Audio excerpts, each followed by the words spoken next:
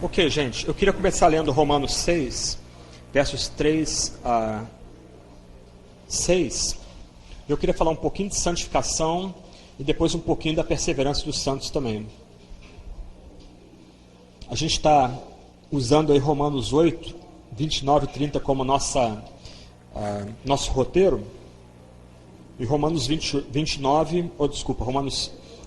30 termina com glorificou. Então a doutrina da perseverança nos empurra para a glorificação final, quando nós veremos a Deus face a face. Quando nós seremos puros de coração e veremos Deus face a face. Mas eu queria rapidamente tratar sobre santificação. Romanos 6, 3 a 6. Ou, porventura, Paulo está lidando aqui com a questão. Se a graça é graça, se Deus faz tudo, a gente não faz nada, então vamos pecar para que Deus seja mais glorioso. Esse é o ponto, a objeção que é feita ao ensino de Paulo. Romanos 6, 3 a 6. Ok? Você vê no verso 6, permaneceremos no pecado para que seja a graça mais abundante. Isso é curioso. Na Reforma, a teologia católica, consagrada no Concílio de Trento, ela levantou 33 anátemas contra a doutrina que a gente está estudando essa semana aqui.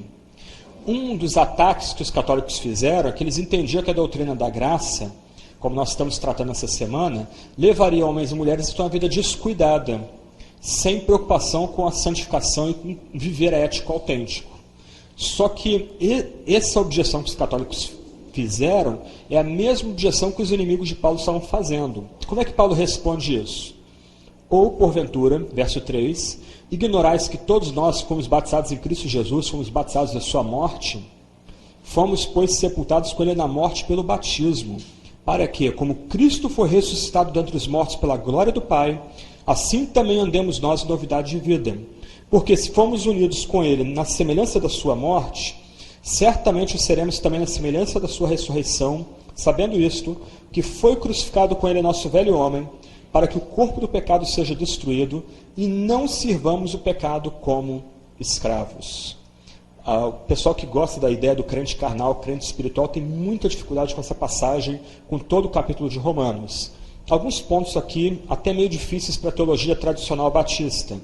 Paulo está usando o batismo como um elemento que sinaliza a seriedade da vida cristã, da carreira cristã. A noção que Paulo trata aqui de batismo é o batismo por imersão. E a imagem que está por trás do batismo aqui é a morte de Cristo e a ressurreição de Cristo. Só que Paulo não está satisfeito apenas em destacar o fato de que o crente é batizado. Paulo vai além, há um elemento sacramental no batismo aqui. Aqueles que foram batizados, de fato foram batizados em Cristo. Cristo é o segundo Adão. E nós estamos ligados a eles. Isto é, de uma forma que a gente não entende, mas experimenta, quando fomos batizados pelas mãos do ministro, em nome do Pai, do Filho e do Espírito Santo, naquele momento nós estávamos sendo imediatamente ligados com Cristo na sua morte e na ressurreição. Diferente da visão tradicional batista, o batismo não é uma mera lembrança. A pessoa está sendo batizada e a gente lembra que Cristo morreu e ressuscitou lá atrás. Não, mais uma vez, de uma forma que a gente não entende, mas experimenta, aquele homem, aquela mulher, aquela pessoa que está sendo batizada ali, está sendo descida às águas e reerguida, ela imediatamente é transportada para o Calvário, unida, acoplada a Cristo no poder da morte e da ressurreição. E aí a gente começa a entender dois pontos da doutrina bíblica da santificação. De um lado, a santificação flui da regeneração do chamado eficaz. A justificação é uma mudança objetiva. Eu fui justificado, eu fui propiciado, eu fui reconciliado, minha relação com Deus mudou. No chamado eficaz, na regeneração e na santificação, alguma coisa em mim mudou. Então a regeneração é um ato. E esse ato já nos coloca numa posição de santos. A gente tem que usufruir isso. Nós já somos posicionalmente santos. Por isso que o Novo Testamento, muitas vezes, para a gente ficar desconcertado com isso, chama a gente, por exemplo, de justo, de santo, posição. Então, de um lado, quando a gente pensa na doutrina da santificação, nós somos lembrados que, ao sermos regenerados, chamados e regenerados, ao termos fé e arrependimento no Evangelho, ou como resposta ao Evangelho, nós agora somos colocados na posição de santidade, e o batismo simboliza isso. Portanto, o batismo é a profissão de fé do cristão. Não é uma decisão, não é ir à frente, não é aceitar o apelo do pastor, receber uma oração no final do culto. Não é essa a profissão de fé do cristão. A profissão de fé do cristão é o batismo público. Como eu disse ontem, tentei destacar ontem, no batismo é colocado um selo sobre a gente. Eu não vou abrir isso aqui por falta de tempo, mas você vira Romanos 5, o texto fala do derramar do amor de Deus em nossos corações por meio do Espírito Santo. A linguagem é batismal, a linguagem é de água descendo, e nota, a linguagem batismal combinada com a linguagem da vinda do Espírito Santo. Então, quando um homem, uma mulher, uma pessoa, um cristão, uma cristã é batizado publicamente, aquele batismo não é um evento da entrada na igreja, não é um evento para a pessoa pertencer a um clube, poder comer a ceia e alguns meses depois abandonar aquela comunidade, como algumas vezes acontece. Não, o batismo é um negócio muito, muito sério. Quem tem que chegar ao batismo é quem dá prova de que se arrependeu e creu de verdade. Porque no batismo, por obra do Espírito, aquela pessoa que é descida as águas, ou no caso dos nossos irmãos presbiterianos, é banhado com água, aquela pessoa está sendo unida misticamente com o nosso Senhor Jesus Cristo, ela agora é colocada numa nova posição, ressuscitada com Cristo. Só que do outro lado, olhando ainda o texto que a gente leu há pouco, o fato de a gente agora ter uma nova posição não implica uma atitude despreocupada ou de imobilidade. Deus faz tudo, eu não faço nada, então eu não vou trabalhar pela minha santificação. Como isso pode ser se a minha natureza já provou um novo nascimento? Como eu posso ficar imóvel diante da santificação se já foi infundido em mim uma nova natureza, se eu já fui vivificado em Cristo, se eu fui ressuscitado com Cristo, se eu fui unido da morte na ressurreição de Jesus? Como eu posso continuar na minha vida de pecado? É uma impossibilidade. Por quê? Porque houve uma mudança na gente. Houve uma transformação. Então, quando a gente pensa na santificação, a gente pode dividir a matéria em dois pontos principais. De um lado, a gente pensa na santificação enquanto posição. Quem crê em Cristo, quem se arrependeu dos seus pecados, quem foi a Ele, quem ouviu o chamado dEle, agora é santo, é justo, é reto, é íntegro, não pelos seus próprios méritos, mas pelo mérito de Cristo no Calvário, pela obra do Espírito Santo que infunde na gente a nova natureza, a nova criação. Deus, quando olha para a gente agora, vê homens e mulheres santos e retos. Essa é a resolução do problema que eu propus na terça-feira. Como um Deus santo, um Deus reto, um Deus íntegro, pode ter comunhão com homens e mulheres pecadores? Ele não pode. Ele não tem como mudar, porque Deus é imutável. Ele não pode abrir mão de santidade e retidão. Não tem como fazer isso. Nós temos que mudar, e nós de fato mudamos pela obra de Cristo do Calvário, que nos declara justos se cremos nele, nos declara retos e íntegros se cremos nele, e também nós somos mudados pela obra do Espírito Santo, que opera uma mudança, uma renovação interna em nosso ser. Nós éramos filhos e filhas de Adão, agora nós somos herdeiros de Deus e co-herdeiros com Cristo. Fomos unidos na morte e ressurreição de Cristo. A linguagem de Romanos 6 é muito forte. Antes nós estávamos unidos com Adão. Ele é a nossa cabeça. Agora, para aqueles que recebem a Jesus, Romanos 5,17, nós somos unidos a Ele. E o batismo simboliza que nós somos unidos à sua morte e ressurreição. Do outro lado, agora, por conta dessa mudança radical, somos empurrados a buscar a santificação, sem a qual ninguém verá o Senhor. Alguém que não provou um novo nascimento, alguém que não foi regenerado, alguém no qual o Espírito Santo não infundiu fé e arrependimento, esse tal não vai amar a santificação.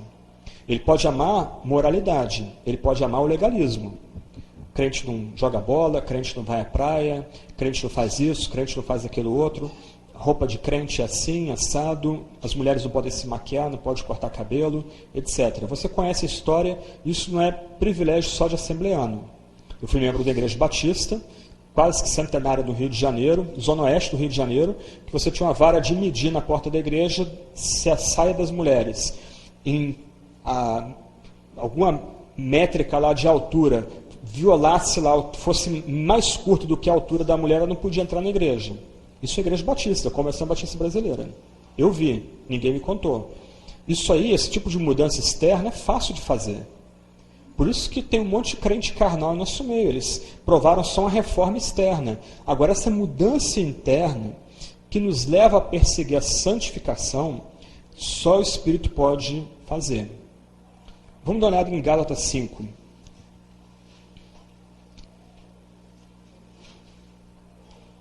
Depois eu quero voltar a Romanos 6 ainda, mas só para frisar esse ponto aqui. Verso 16. Digo, porém, andai no Espírito e jamais satisfareis as concupiscências da carne. Essa palavra concupiscência ela é pouco usual hoje, mas é da ideia de desejos desenfreados. Aquele desejo que a gente não consegue sufocar. Porque a carne milita contra o Espírito e o Espírito contra a carne, porque são opostos entre si, para que não façais o que porventura seja do vosso querer. Mas, se sois guiados pelo Espírito, não estáis sob a condenação da lei. Aí ele descreve as obras da carne, e aí, verso 22, ele entra. Mas o fruto do Espírito é. Como é que a gente pode ter uma vida de amor, alegria, paz, longanimidade, benignidade, bondade, fidelidade, mansidão, domínio próprio, por meio do Espírito Santo? Gente, se o Espírito não infundir isso na gente, na regeneração, a gente não tem como ter essas virtudes. Vou colocar de outro lado um pouco mais chocante aqui. Por que a gente não vê essas virtudes no nosso meio? Porque muitas vezes a gente vê de um lado ou o legalismo, ou de outro lado uma atitude descuidada com as exigências do Evangelho. Provavelmente porque tais pessoas não foram alcançadas pela obra do Espírito Santo. Porque o que o Espírito Santo faz é infundir essas virtudes na gente, levando-nos a ser, de fato, novos homens e novas mulheres. Quem é um incrédulo consegue ter uma vida descrita como nos versos 22 e 23? O incrédulo não tem como ter essas virtudes. Ninguém tem como fingir essas virtudes. Só o Espírito Santo pode operar de tal forma que a gente tem, de fato, essas virtudes. Agora, o ponto aqui é o seguinte. Vocês conhecem a laranja. A laranja é um conjunto de gomos. Se você tira um gomo da laranja, fica estranho. Você não compra na feira uma laranja faltando gomos. Então, é coisa errada com o feirante ou com a laranja. Você sempre compra a laranja inteira. Aqui não é frutos. Aqui é fruto. Um fruto com vários gomos. O crente tem que ter todas essas virtudes. Elas não podem estar faltando na vida do cristão. Agora, do outro lado, se a gente dá uma olhada em Romanos 6, o Paulo vai dizer que, verso 5, se fomos unidos com ele na semelhança da sua morte, certamente o seremos também na semelhança da sua ressurreição, sabendo isso, aqui na cabeça. A gente tem que entender. Paulo está apelando à mente das pessoas. A gente tem que ter isso na cabeça. Que foi crucificado com ele o nosso velho homem, para que o corpo do pecado seja destruído, e não sirvamos o pecado como escravos. Qual é o ponto aqui? Olhando essas duas passagens bíblicas. De um lado, nós temos que ter essas virtudes na nossa vida. Essas virtudes são um sinal do novo homem e da nova mulher em Cristo. Só que essas virtudes, elas crescem de forma desigual. Alguns podem ter mais amor, talvez um pouco menos de paciência. Alguns podem ter um pouco mais de domínio próprio e mansidão, mas ser faltos na capacidade de amar as pessoas e amar sacrificialmente. Mas o ponto aqui é que nós temos que ter todas essas virtudes e estarmos crescendo nelas. De um lado, nós já somos posicionalmente santos, unidos na morte e na ressurreição de Cristo, retos, justos, por conta da graça, por conta da cruz. Do outro lado, nós somos empurrados a mortificar o nosso corpo, destruir o corpo do pecado, não servir o corpo do pecado, não viver de novo como escravos. Paulo continua lidando aí com essa questão em Romanos 6, e é bem escandaloso, nos versos 15 em diante, que o tradutor para a versão portuguesa da Bíblia vai traduzir que nós somos servos de Deus.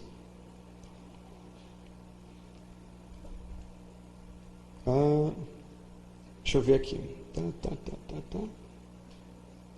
18, né? Isso. Servos da justiça. Só que a palavra no grego aí é escravos. O crente agora é um ser que mudou de senhorio. Antes, ele era escravo do pecado. O livre-arbítrio dele era cativo. Agora, nós começamos a experimentar livre-arbítrio. Nós começamos a experimentar a ruptura com o pecado. Por quê? Porque servimos a Deus, somos escravos de Deus. Ele é, de fato, o nosso único Senhor. Não mais o mundo, não mais a carne, não mais o diabo. Ele é Senhor. Eu me lembro a primeira vez que eu preguei isso numa igreja lá no Rio de Janeiro, e eu estava tentando frisar essa questão da mudança de senhorio. Antes, escravos do pecado, agora, escravos de Deus, escravos da justiça. E um presbítero ficou horrorizado com isso. Era insultoso para ele ser colocado na posição de escravidão, de servidão a Deus. Ele tentou destacar, mas o texto diz que Jesus nos chama amigos. Sim, nos chama amigos. Mas o texto também ensina que amigos são colocados debaixo do reinado. Ele é rei, nós somos os vassalos desse rei. E é nos colocando debaixo do comando, do poder desse rei, é que nós já começamos a experimentar a libertação dos filhos de Deus nessa vida. Por conta dessa soberania do poder de Deus, é que nós já começamos a viver de fato, não como caricaturas, rascunhos, mas como novos homens, novas mulheres em Cristo. Um outro texto para fechar essa parte aqui, Hebreus capítulo 12, e aqui é um ponto importante para a gente. Eu já falei dos primeiros versos de Hebreus.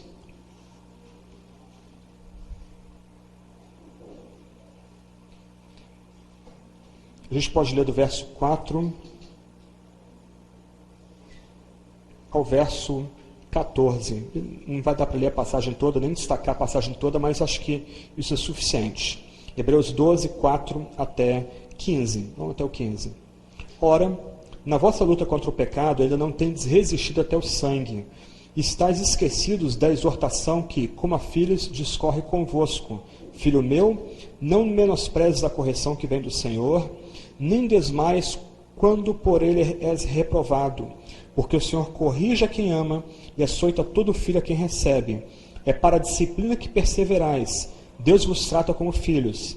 Pois que filho há que o pai não corrige?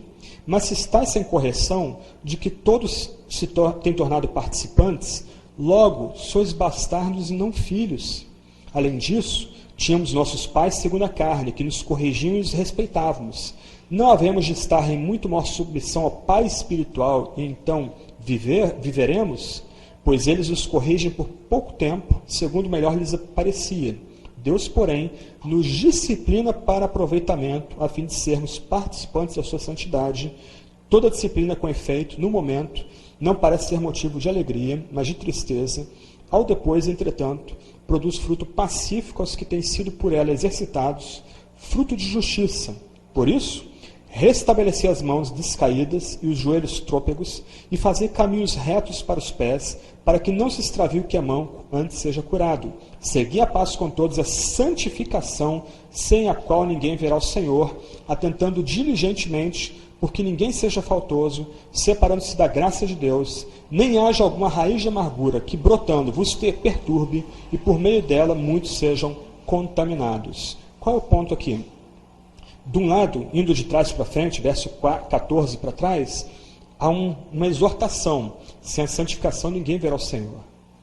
Então, um problema que arminianos e algumas vezes pentecostais identificam na teologia reformada é que aquele que crê na eleição pode ser levado a ter uma vida descuidada. Esse era o pavor de John Wesley. John Wesley, tão inteligente para algumas coisas, para muitas coisas, melhor dizendo, ele não conseguia entender a ligação entre a regeneração e a santificação. O ponto na teologia bíblica é que aqueles que foram regenerados, aqueles aos quais o Espírito Santo implantou uma nova natureza, ressuscitaram em Cristo, esses lutarão por toda a sua vida no caminho da santificação. E aí tem uma exortação séria aqui nos versículos anteriores, verso 4 em diante. Deus disciplina quem ama, aqueles a quem Ele ama. Nota, Deus não está irado. É profundamente impróprio dizer que Deus está irado com o seu povo. Lembra da aula de quarta-feira, da expiação? Nosso pecado foi propiciado. Nosso pecado foi expiado. Deus não é mais o Deus de ira, agora é o Deus da graça e do amor. Para nós, para os que creem, para os que o recebem pela fé, para os que se arrependeram dos seus pecados. Do outro lado, Deus disciplina quem ama. Presta atenção, uma pessoa que se diga cristã e não é disciplinada pelo Senhor e está em pecado, ela não é cristã legítima. Eu não estou querendo ensinar aqui uma teologia do masoquismo. Deus bate, eu mereço apanhar. Não é isso que a gente tem que procurar, não é isso que a gente tem que esperar, não é isso que a gente tem que encaixar no texto. Mas o que o texto está lembrando é que se Deus é de fato nosso Pai, quando nós cairmos em pecado e permanecermos no pecado, Deus vai vir para disciplinar a gente, para tirar a gente do pecado e corrigir a nossa rota. E eu conheço pessoas que Deus fez isso. E Deus já tratou assim comigo. E a gente tem que lembrar a exortação aqui, ai daquele que não é tratado assim por Deus. Isso não é filho, é bastardo. Aconselhando uma pessoa, uma jovem senhora, ela foi traída pelo marido. Vou tentar ilustrar isso para enfatizar o ponto aqui. Ela foi traída pelo marido, ambos lideravam a música na igreja, o marido arrumou um amante e foi para outra igreja para mexer com música em outra igreja. E aquela jovem senhora, muito magoada, muito irritada, virou para mim e disse: parece que está tudo normal com ele, minha vida está devastada, eu estou destruída, emocionalmente destruída, parece que está tudo bem com ele, parece que nada aconteceu com ele. O que eu falei para ela? Eu abri Hebreus e li para ela. E eu perguntei para ela, se ele não é disciplinado, ele é filho? O que a Bíblia fala de impureza sexual, de promiscuidade, de adultério? Ele não tem pecado? Tá. Se ele não é disciplinado, logo ele é bastardo. Ele não é filho. Isso é um ponto muito importante para a gente gravar. Deus não trata a gente com ira, mas como Pai amoroso, Ele disciplina a gente. Ele corrige, vamos usar essa expressão, Ele corrige a gente, para que a gente persevere na rota da santificação, porque, como diz o texto, sem santificação ninguém verá o Senhor. Então, vamos tentar olhar o quadro todo aqui. Nós estávamos mortos em nossos delitos e pecados. Mas Deus, com seu muito amor, antes da fundação do mundo, antes da gente fazer bem ou mal, Ele olhou para os piores desses pecadores e resolveu amar esses piores pecadores. Ele escolheu e predestinou esses piores pecadores. Ele enviou seu Filho para reunir e reconciliar consigo mesmo esses piores pecadores. Ele enviou o Espírito Santo dele com poder, selo da promessa, para infundir fé e arrependimento, nova obediência a esses pecadores. O Espírito Santo não só aplica as graças que Cristo ganhou na cruz, justificação, redenção, propiciação, expiação, reconciliação, a esses pecadores, mas o Espírito Santo infunde nova vida a esses pecadores. E agora esses pecadores começam a experimentar o poder do Espírito de tal forma que eles começam a experimentar uma ruptura com o pecado, com a sua velha natureza. O livre-arbítrio agora, de fato, começa a ser renovado nesses que eram os piores pecadores. Eles começam a amar a santificação. E, agora entrando na doutrina da perseverança dos santos, Deus mesmo vai sustentá-los. Deus mesmo vai guardá-los. Deus mesmo vai preservá-los dia após dia. Então, nota, o ensino da perseverança dos santos, que dá conforto para a gente, dá consolo para a gente, a certeza da nossa vitória final, que a morte, o último inimigo já está derrotado, ela não pode ser desconectada da doutrina da santificação. A teologia reformada clássica fala da perseverança dos santos. Como eu sei que eu sou eleito? Porque eu persevero na santificação. A gente pode ver isso em 2 de Pedro, verso 10 e 11. Eu já citei esse texto durante a semana, mas vale a pena dar uma olhada nele. 2 de Pedro, capítulo 1, versos 10 e 11. Por isso, irmãos, procurai, com diligência cada vez maior, confirmar a vossa vocação e eleição, porquanto, procedendo assim, não tropeçareis em tempo algum, pois dessa maneira é que vos será amplamente suprida a entrada no reino eterno de nosso Senhor e Salvador Jesus Cristo. Pedro é bem prático, ele é diferente de Paulo. Paulo coloca a doutrina, depois a aplicação prática. Pedro inverte, ele trata da vida prática e depois destaca o fundamento da vida prática. Teologicamente, seguindo Paulo, primeiro vem a eleição, depois a vocação. Pedro inverte aqui. Como eu sei que eu sou eleito? Se eu vejo em mim sinais do chamado, sinais da vocação que Deus fez a mim. Então, num momento de perseguição, que é o que parece que essa epístola foi escrita, uma igreja em turbulência, heresias sendo semeadas dentro da igreja, Pedro quer incutir segurança nos fiéis. Como nós podemos ter certeza da nossa eleição? Olhando o fato de que Deus, de fato, ou olhando para o fato de que Deus nos chamou, Deus nos vocacionou, Deus rompeu a nossa surdez. Se a gente consegue localizar em nós sinais dessa vocação, então a gente pode estar seguro, no meio da tormenta, que Deus nos elegeu. Dessa maneira, é que você será amplamente suprida a segurança da entrada no reino eterno de nosso Senhor e Salvador, Jesus Cristo. Na medida que a gente vê em nós esses sinais da nova vida em Cristo, e quanto mais nossa certeza de eleição é confirmada, mais aumenta uma segurança inquebrantável que o crente verdadeiro tem, de que ele é amado por Deus e ele está numa relação correta com Deus, e se ele morrer naquele dia, ele já vai descansar com Deus nos novos céus e nova terra. O reino de Deus já é escancarado para esse. Só um pequeno porém aqui, parênteses, se vocês me permitem. Ontem eu tratei de um aspecto da fé, de que não importa o tamanho da nossa fé, não importa que a gente tenha fé. O mesmo se aplica aqui. Um cristão sincero, verdadeiro, que tenha fé salvadora, ele pode passar períodos de depressão, ataque demoníaco, maligno, pecado, abandono, solidão, dúvidas quanto a Deus, quanto a si mesmo. E nesse tempo de turbulência, a certeza de salvação dele pode ser retirada. Ele pode perder a sua certeza de salvação. Mesmo sendo um crente sincero. Isso não implica que ele perdeu a sua salvação, mas que num tempo de turbulência, parece que Deus está distante, parece que Deus está longe, parece que o céu virou chumbo. O que é necessário buscar aqui?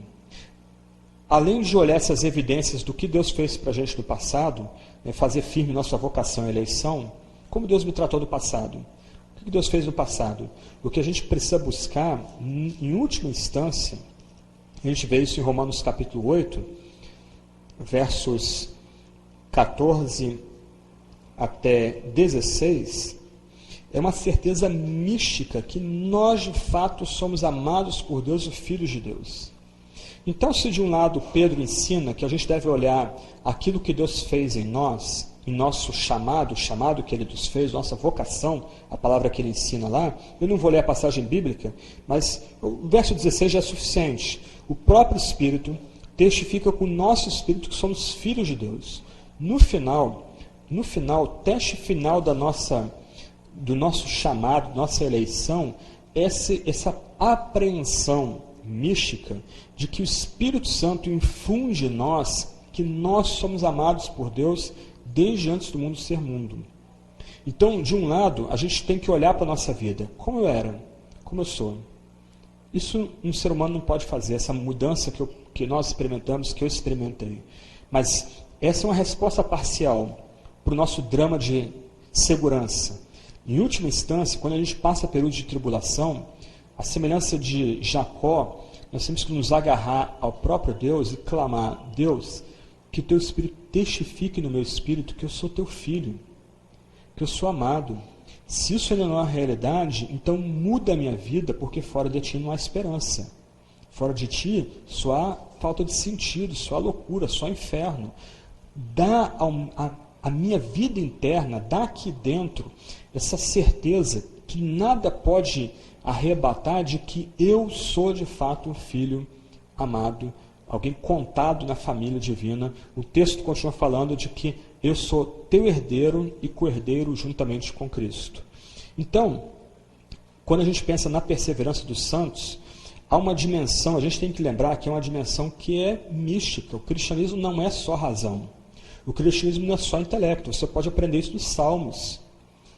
As entranhas, o coração, está tudo lá nos salmos. A vida de oração nossa é toda mapeada nos salmos como uma vida integral dada para Deus. A mente, o coração, os afetos, até o próprio corpo entregue para Deus.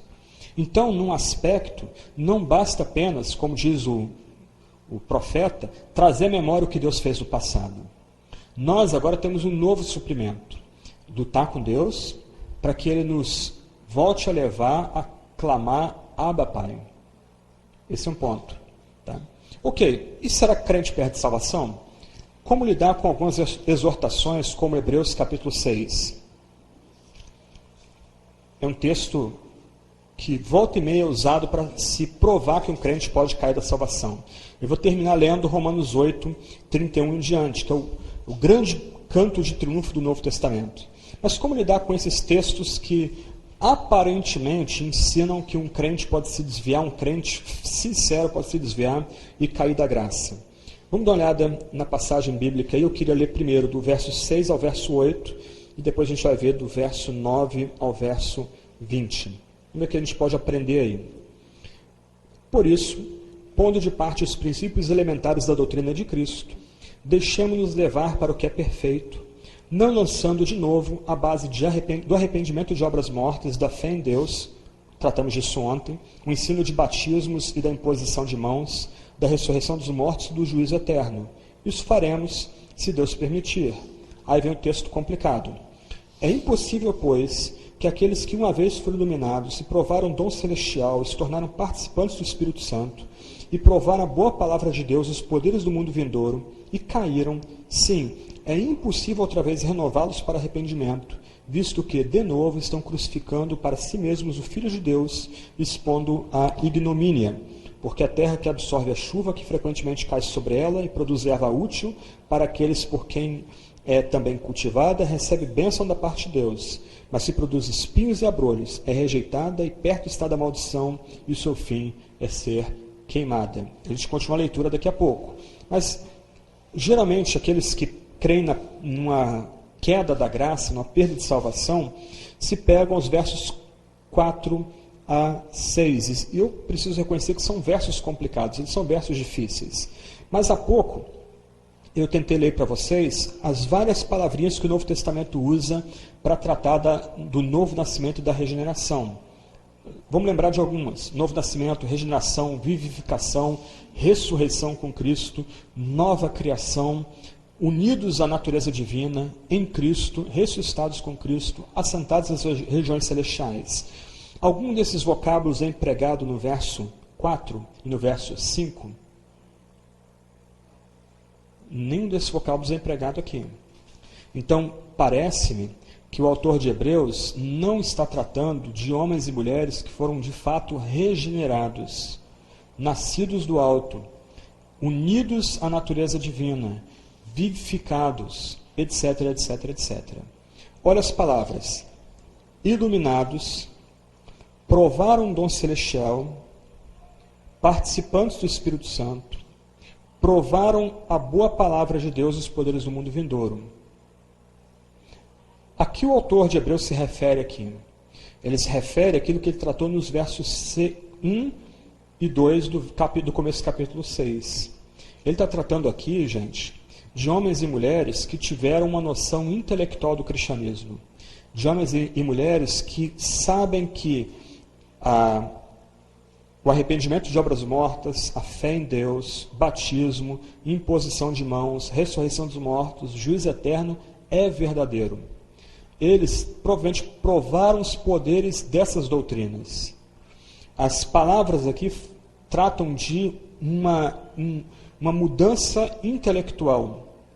O autor de Hebreus aqui está tratando de homens e mulheres que foram convencidos intelectualmente da veracidade da fé. Ah, mas peraí, e participantes do Espírito Santo provaram os poderes do mundo vindouro? Tudo bem, iluminados, provaram o dom celestial, a boa palavra, mas e participar do Espírito, dos poderes do mundo vindouro? E daí? O Espírito Santo age com poder na comunidade. Até mesmo os incrédulos podem ter dons espirituais, por causa do poder do Espírito da comunidade. Isso é chocante para você? Leia 1 Coríntios 12, 13 e 14 em sequência. Leia depois lá com calma. 1 Coríntios 12, Paulo regula vários dons espirituais. 1 Coríntios 14, Paulo regula o dom de profecia e o dom de línguas. Por que o debate sobre amor está no meio? E Paulo não diz que o amor é dom ali.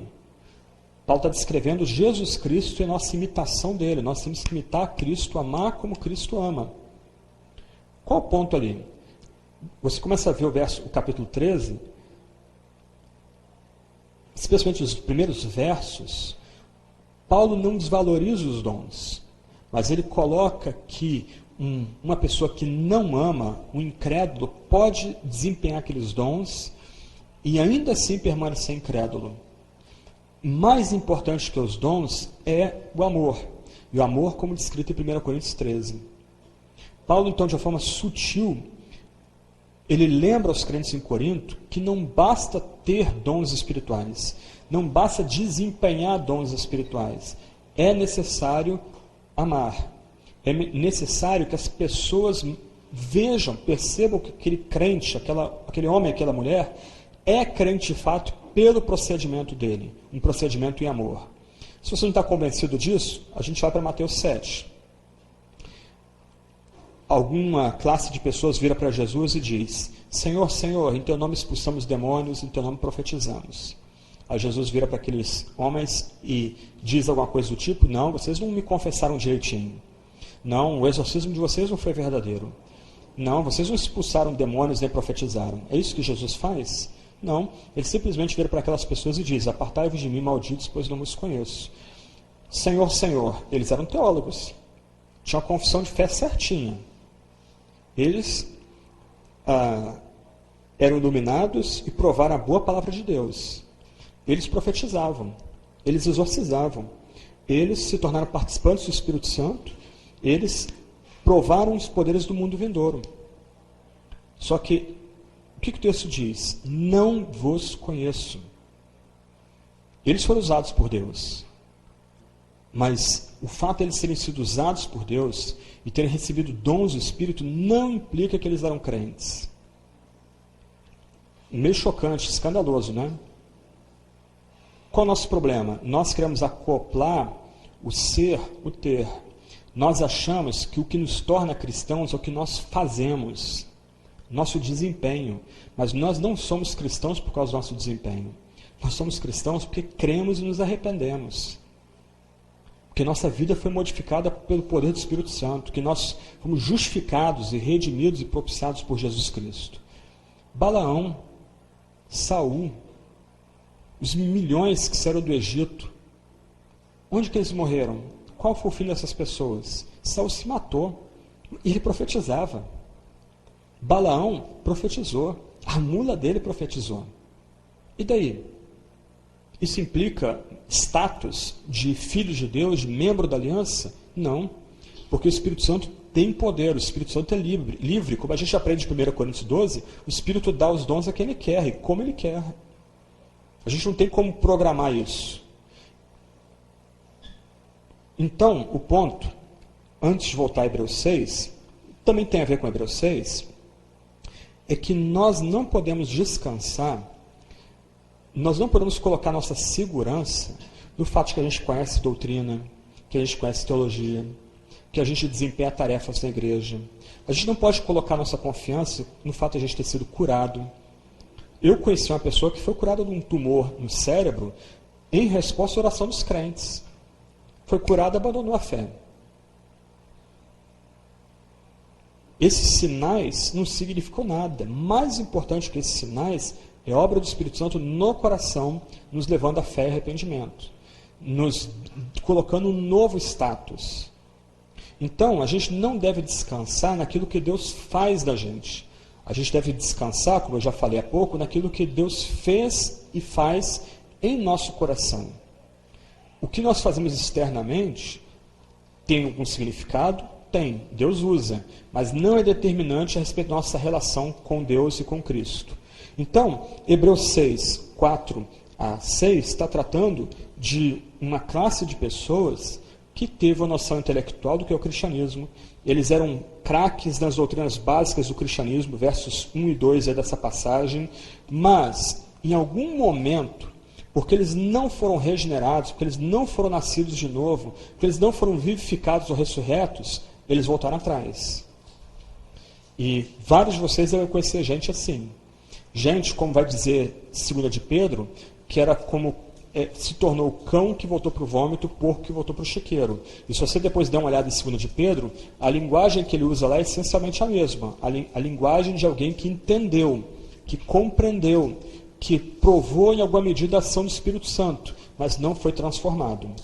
Vamos continuar lá na passagem. Verso 9. Quanto a vós outros, o autor de Hebreus não está escrevendo então para gente que caiu da graça. Todavia, ó amados, estamos persuadidos das coisas que são melhores e pertencentes à salvação, ainda que falamos dessa maneira. Porque Deus não é injusto para ficar esquecido do vosso trabalho e do amor, palavrinha-chave, que evidenciastes para com o seu nome, pois servistes e ainda servis aos santos. Desejamos, porém, continue cada um de vós mostrando até o fim a mesma diligência para a plena certeza da esperança. Já tratamos disso, Hebreus 12. Para que não vos torneis indolentes, gente preguiçosa, mas imitadores daqueles que pela fé e pela longanimidade herdam as promessas. Hebreus 11. Pois, quando Deus fez a promessa a Abraão, visto que não tinha ninguém superior por quem jurar, jurou por si mesmo, dizendo, certamente te abençoarei e te multiplicarei. E assim, depois de esperar com paciência, obteve Abraão a promessa.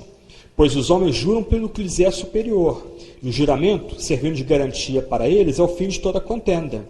Por isso, Deus, quando quis mostrar mais firmemente aos herdeiros da promessa a imutabilidade do seu propósito, nós falamos da eleição imutável, propósito imutável de Deus, se interpôs com juramento, para que, mediante duas coisas imutáveis, nas quais é impossível que Deus minta, forte alento tenhamos, nós que já corremos para o refúgio, a fim de lançar mão da esperança proposta.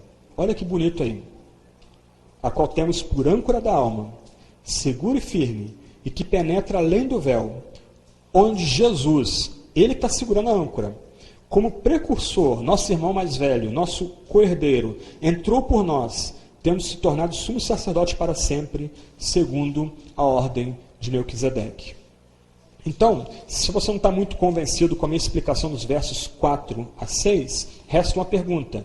Como o apóstolo pode descrever, entre aspas, uma possível caída da graça nos versos 4 a 6, e imediatamente, com vocábulos muito fortes, muito persuasivos? Deus é imutável, Deus não muda, Ele faz promessas, Cristo segura a nossa âncora, firme. Como ele pode estar tratando de uma queda da graça nessa passagem aqui de Hebreus 6, o capítulo inteiro? O nosso problema muitas vezes é que a gente quer retalhar a Bíblia em pequenos pedacinhos e não quer tratar todo o texto e ouvir todo o texto. O texto está dizendo, Deus é imutável. Como um Deus imutável pode abandonar os seus filhos? Como um Deus que faz promessa, e promessas baseadas na sua imutabilidade, como o verso 17, pode deixar os seus filhos ao relento? Como um Deus que faz juramentos e jura em seu próprio nome, pode virar as costas àquele que ele já revelou seu amor e sua bondade e sua misericórdia? Acaba que uma doutrina absurda. E pior, é um retorno ao catolicismo. Porque o catolicismo ensina a perda da salvação, na medida que o fiel deixa de buscar a graça oferecida pela igreja. Na medida que o fiel deixa de buscar os sacramentos, ele pode cair da graça. Esse é o ensino normativo católico, mas não é um ensino nem protestante, muito menos bíblico.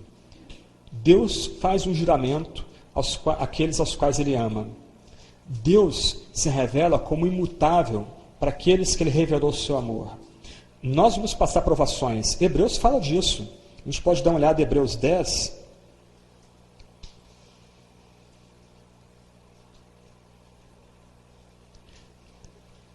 versos 32 a 39.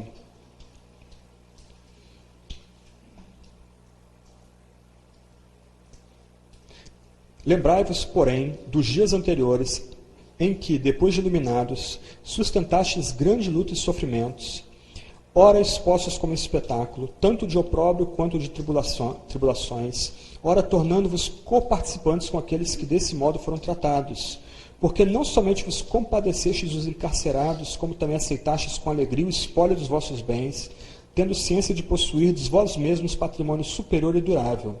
Não abandoneis, portanto, a vossa confiança. Ela tem grande galardão. Com efeito, tendes necessidade de perseverança, para que, havendo feito a vontade de Deus, alcanceis a promessa. Porque, ainda dentro de pouco tempo, aquele que vem virá e não tardará. Todavia, o meu justo viverá pela fé, e, se retroceder, nele não se compraz a minha alma. Nós, porém, não somos os que retrocedem para a perdição, somos, entretanto, da fé para a conservação da alma. No mesmo livro, 2 capítulos seguintes. No capítulo 11, a gente vê a galeria dos heróis da fé. Capítulo 12, a gente vê Jesus como autor e consumador da fé. A gente continua seguindo o livro de Hebreus, verso 5, de capítulo 13. Segunda parte do verso 5, capítulo 13. Contentai-vos com as coisas que tendes, porque ele tem dito, de maneira alguma te deixarei, nunca, jamais te abandonarei. O que o Evangelho infunde nos piores pecadores, que foram eleitos por Deus desde a fundação do mundo, é segurança, é confiança. Não em nós mesmos, porque a gente continua não tendo nada, mas em Cristo que deu tudo para a gente. Por isso que no passado, os crentes não tinham problema com o martírio. Tinha lá os loucos que procuravam o martírio, mas o crente sóbrio, quando era perseguido, capturado pelo império, pelos católicos, ele sabia que aqueles inimigos podiam matar o corpo, mas eles não tinham poder para matar a alma. Eles não tinham poder de separar o eleito do seu amado Pai, do sacrifício do Filho e da mediação do selo do Espírito Santo. Vamos terminar lendo Romanos 8, 31 a 39.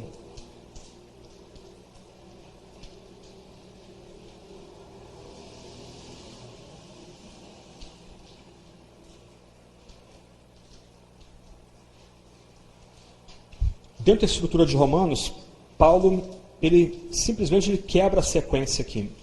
Romanos 1 a 3, Paulo está tratando de pecado.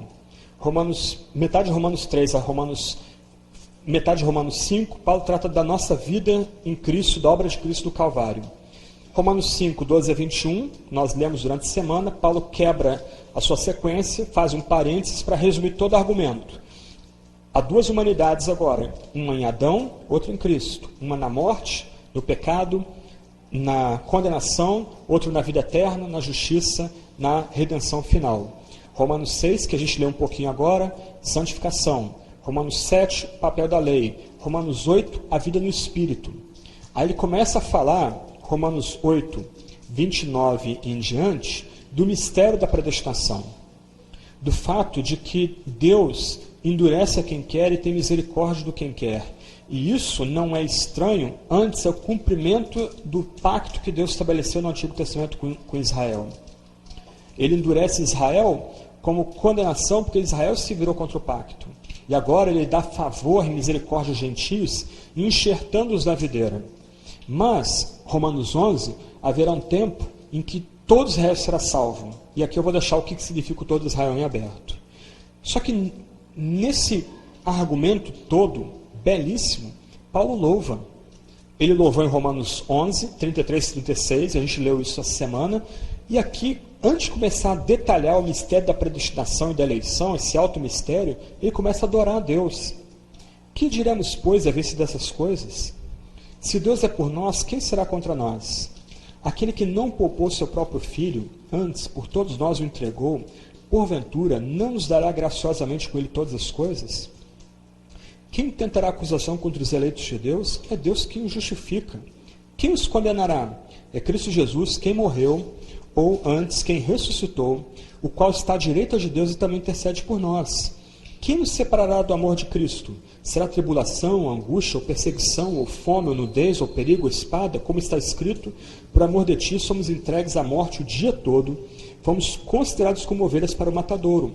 Em todas essas coisas, tudo que ele descreveu até agora, só desgraça. Em todas essas coisas, porém, somos mais que vencedores por meio daquele que nos amou.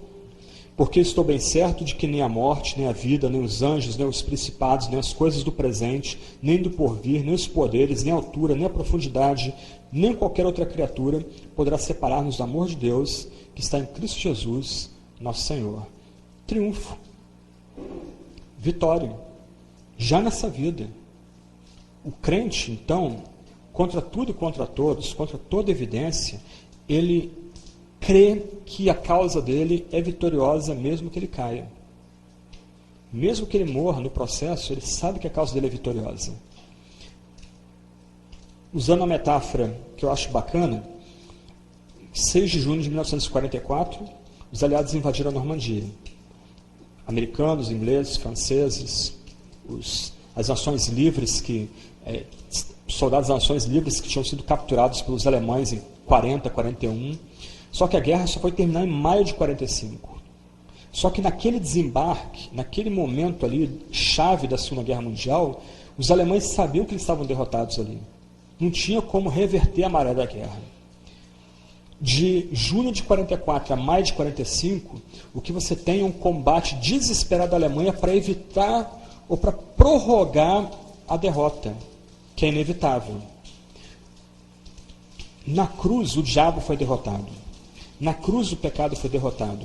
Na cruz, o mundo como sistema contra Deus foi derrotado. Aqueles que foram batizados na morte e na ressurreição de Cristo provam essa vitória.